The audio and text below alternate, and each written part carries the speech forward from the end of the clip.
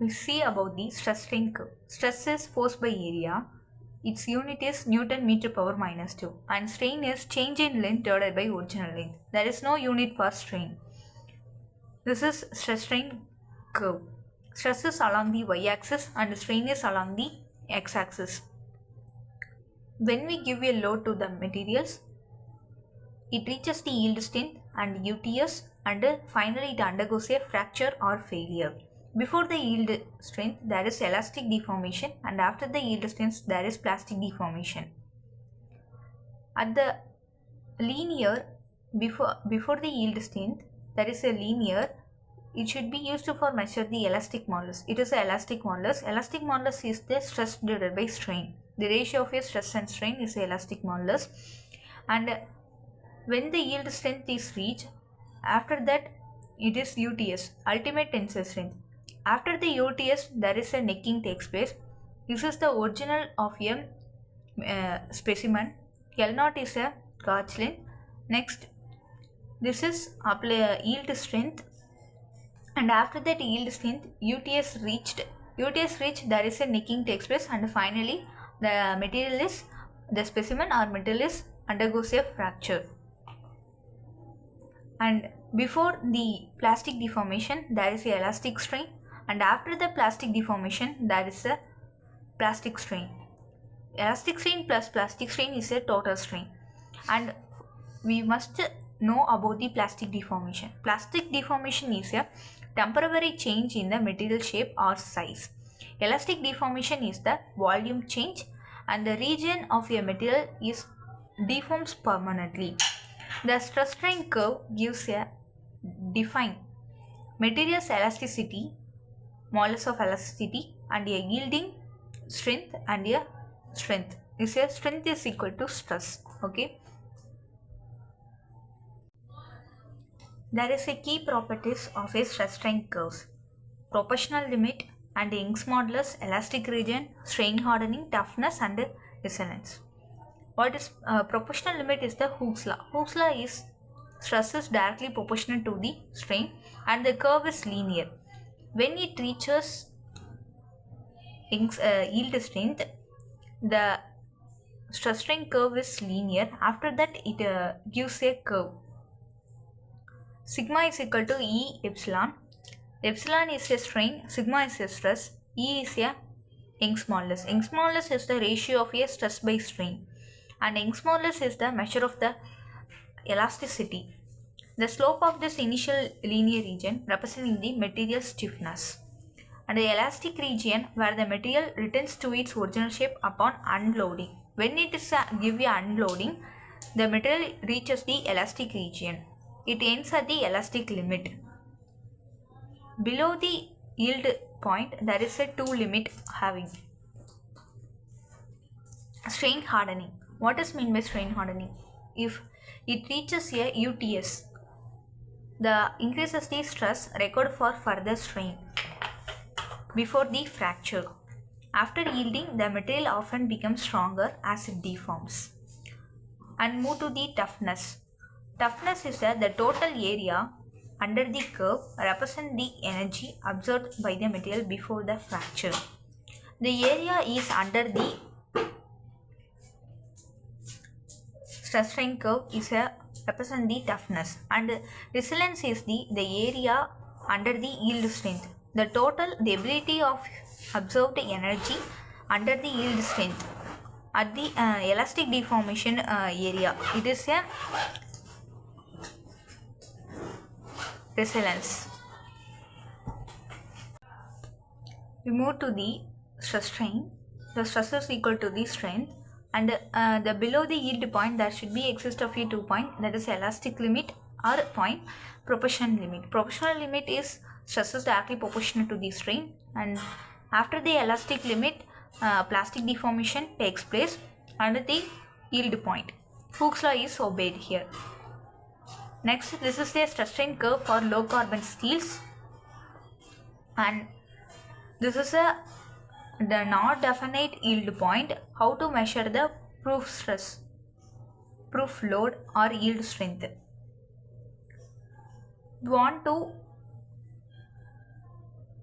the calculator of a proof load want to take the 0.2 percentage of the strain. Where it is intersect, the point is yield point. Next, in brittle material, in the brittle condition, there is no undergoes a plastic deformation. So it is breakdown before the it is breakdown means it gives a fracture before the plastic deformation. Okay.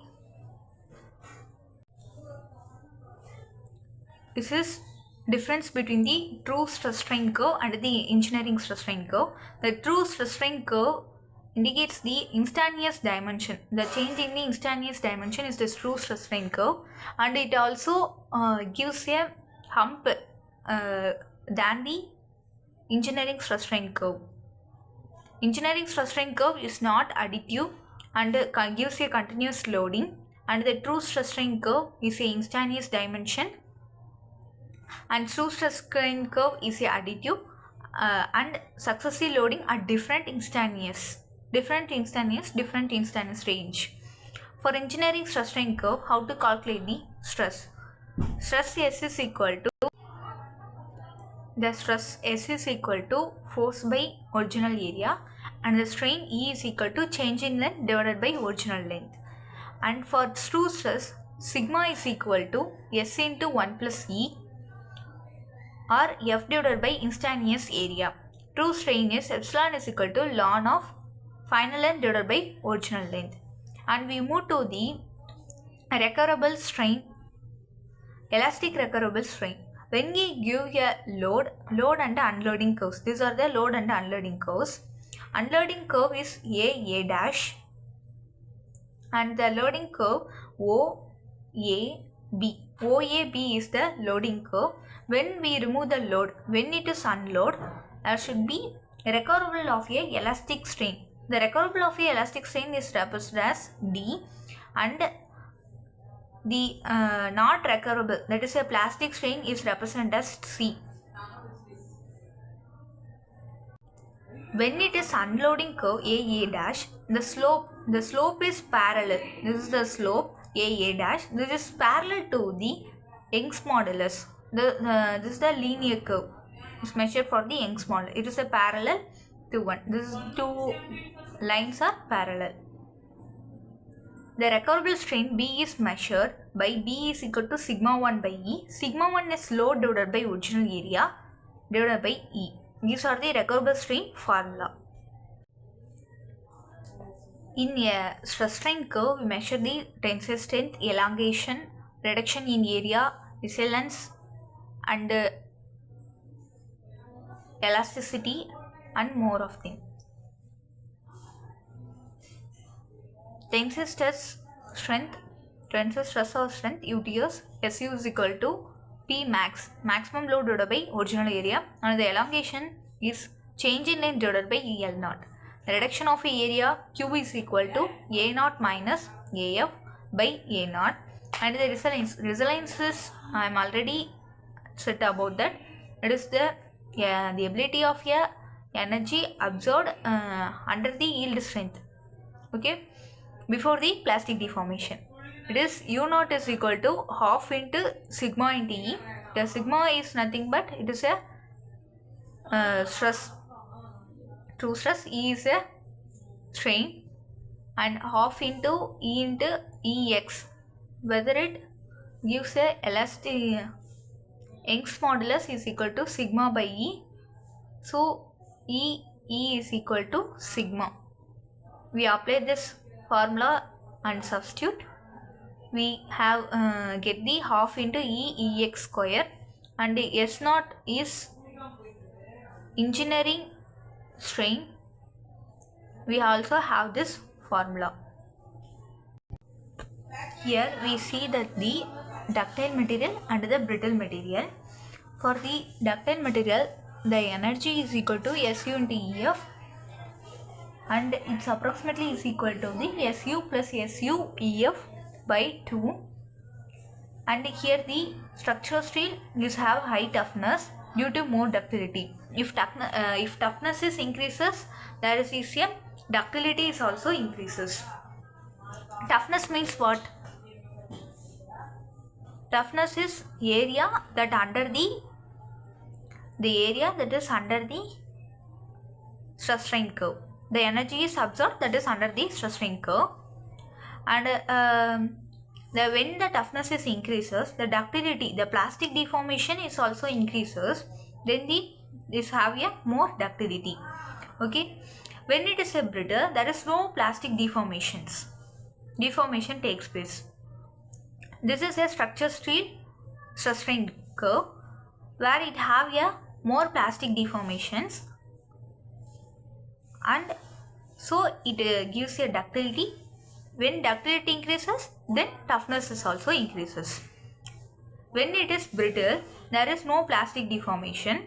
Okay, here structure steel have a more ductility and toughness, and also a it's more and more. Okay, structure steel is refers to the mild steel. This is a high carbon steel.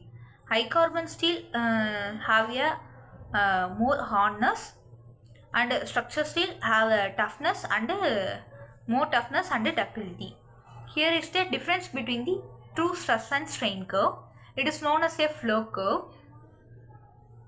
This is true strain curve, true stress and strain. Difference between the true stress and strain curve is the engineering curve, the necking next, the value is decreases. When it is undergoes necking, the value should be decreases. Necking takes place, there should be fracture. Necking takes place, there should be fracture here. Here its necking takes place means there is a fracture. This is a less down of a value. Okay, next true stress means it is a linear move and it's a instantaneous change in dimension. These are all about the true stress strain curve, and